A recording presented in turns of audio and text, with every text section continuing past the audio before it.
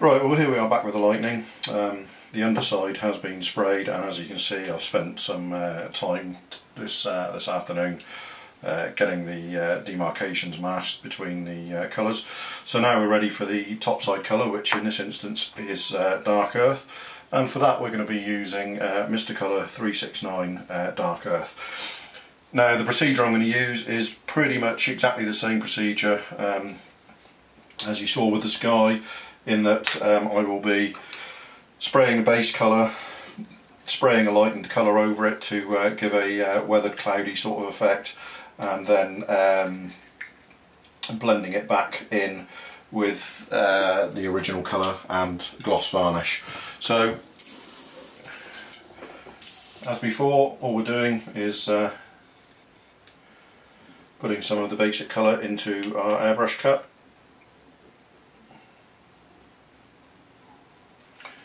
And then adding some Mr. Colour levelling thinner to it to thin it back a bit. Then we'll check what the spray pattern's like, and if it's all okay, we'll just start spraying.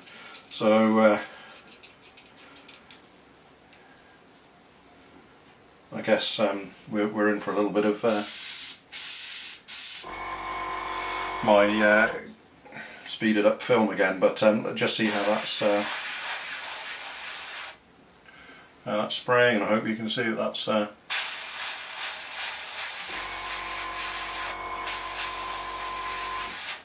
that's going on fine.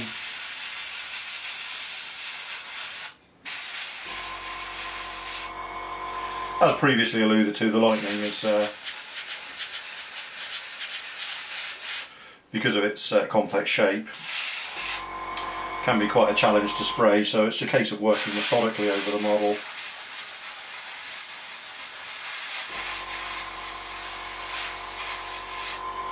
Making sure that you get good coverage. Fortunately, Mr. Colour tends to be one of the better covering kinds of paint, so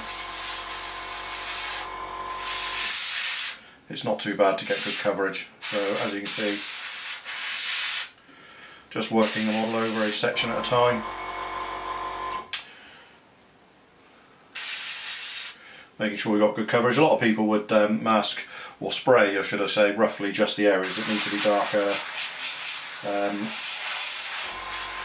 and leave the rest of it primed, ready for the dark green. I prefer just to give it a good coat of Dark Earth as a base, because I always seem to miss areas if I do that, use that method. So a good coat of the base colour is my preference.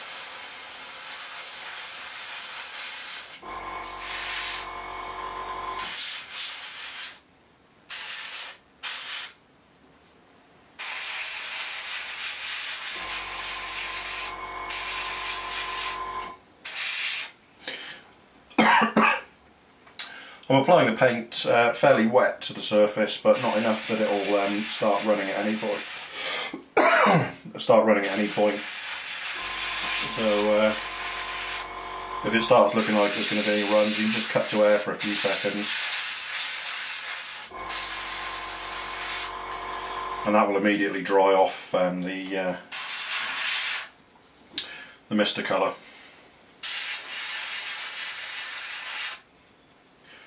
So with that, we'll just move over the whole model, ensuring good coverage.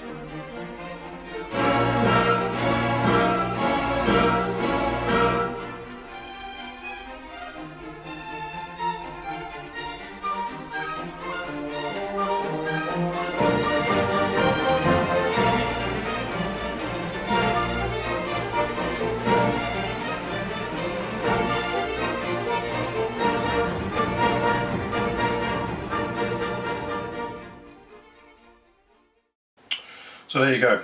As you can see, I used exactly the same process as with the underside there, in that I applied a basic coat of dark earth, used a lighter colour, in this case it was US Navy Radone Tan, to lighten the dark earth, to spray a cloud pattern in panels, and then I've gone back over with a mix of the super clear and the original dark earth to blend the shading back in. So that'll now be left to dry. We'll mask off and we'll apply the dark green.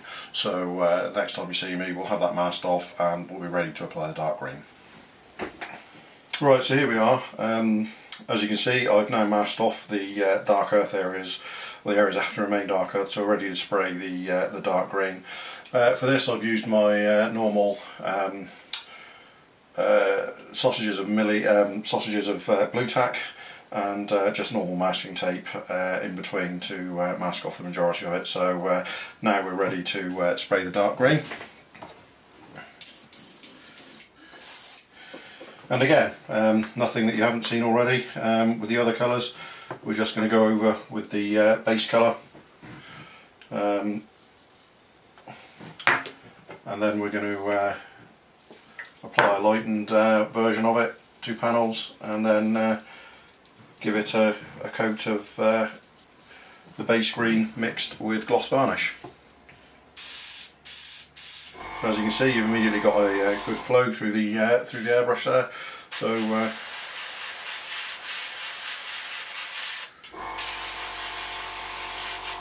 ready to start applying the dark green.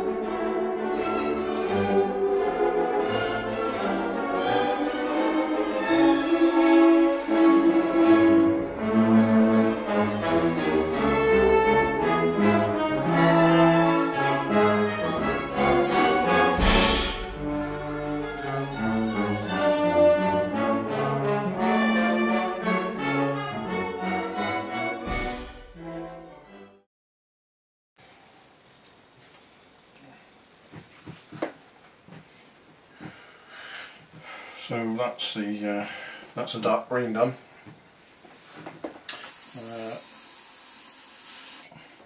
So the next stage on this, when this coat is dry, which will be in a very few minutes,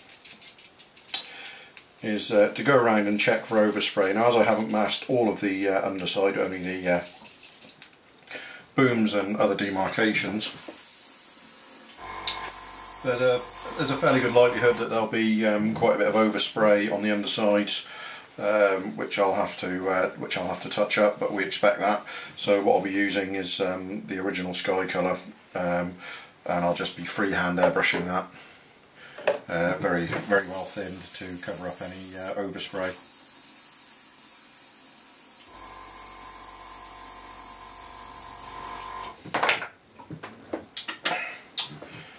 So let's get a couple of pieces of the top side masking off and see what we've got.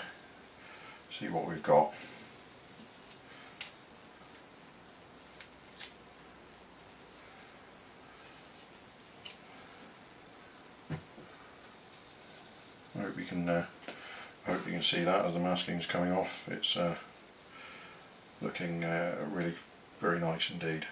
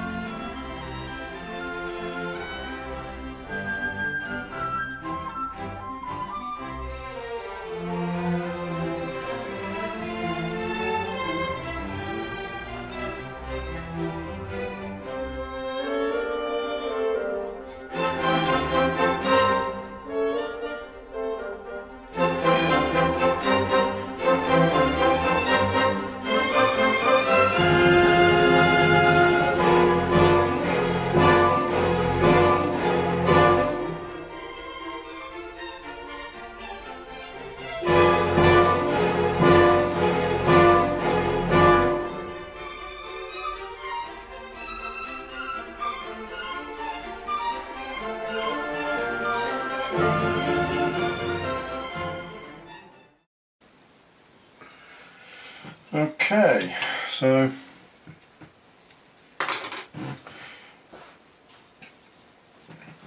there's our basic camouflage applied. I've taken all the masking off now.